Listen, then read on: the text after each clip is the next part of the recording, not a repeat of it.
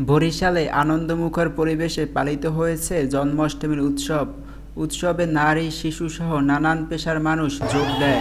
পাশাপাশি তারা শ্রীকৃষ্ণের জন্ম উপলক্ষে নেচে গেয়ে আনন্দ উদযাপন করে।